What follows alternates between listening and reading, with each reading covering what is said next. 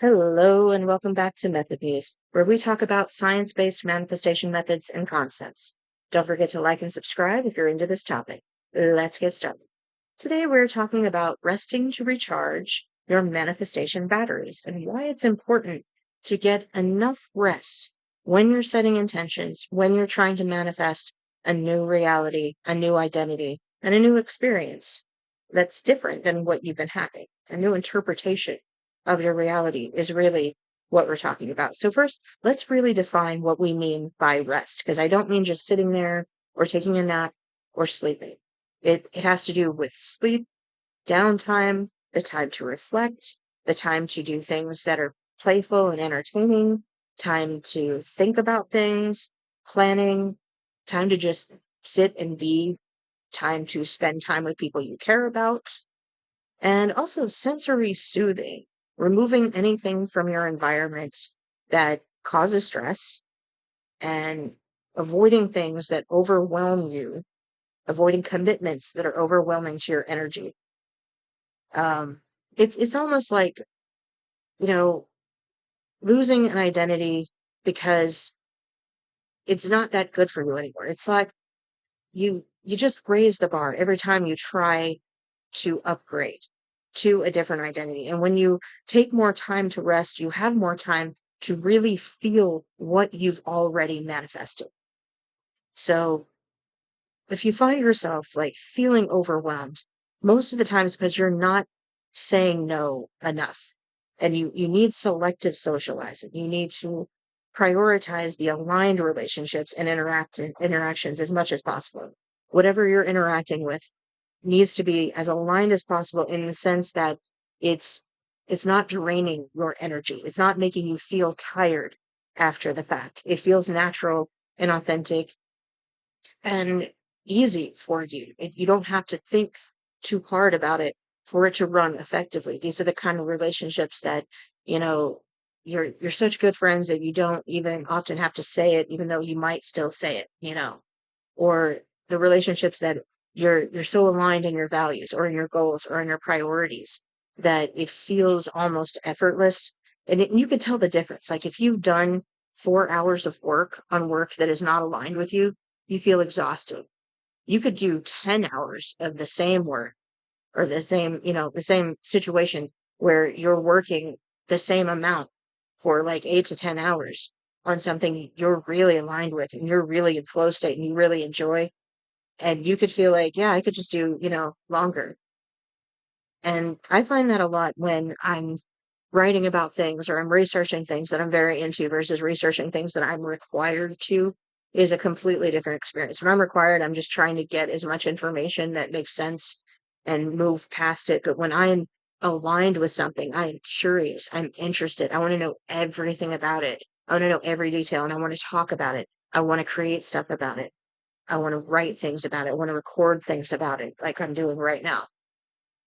And when you notice that certain things aren't aligned, you need to decide, is this something that I really need right now? Do I absolutely need it to be part of my identity? Is it part of my safety, part of my actual physical needs? And how much can I minimize my focus on this thing if it's not aligned so I can redirect that energy and focus to this other thing or to rest time, just to downtime? And the more downtime that you have, there's this study that shows it's like 42% of your time should be downtime. So it should be like 7 to 8 hours of sleep, which is something like 30% of the day.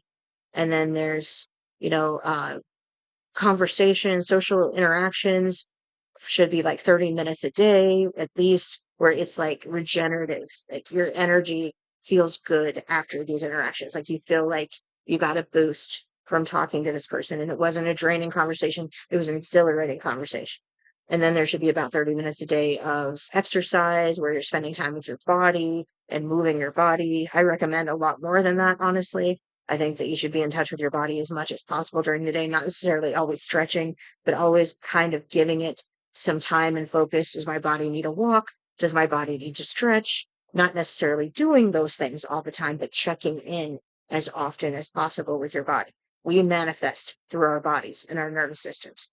So also giving, that nutritional focus, making sure that you have enough micronutrients, enough vitamins, enough healthy food, and not too much of the stuff that's going to wear your body down and make you more tired in the long run. And also that time to just be like spontaneous, you know, spend like 20, 30 minutes a day doing something spontaneous, daydreaming, or just, out of the blue, maybe I'll go drive over to the mall or I'll go see a movie, do something with someone I don't normally spend time with or that I haven't thought about doing before. Maybe go take up a group hobby or something, something that opens you up to new ideas while still being in alignment.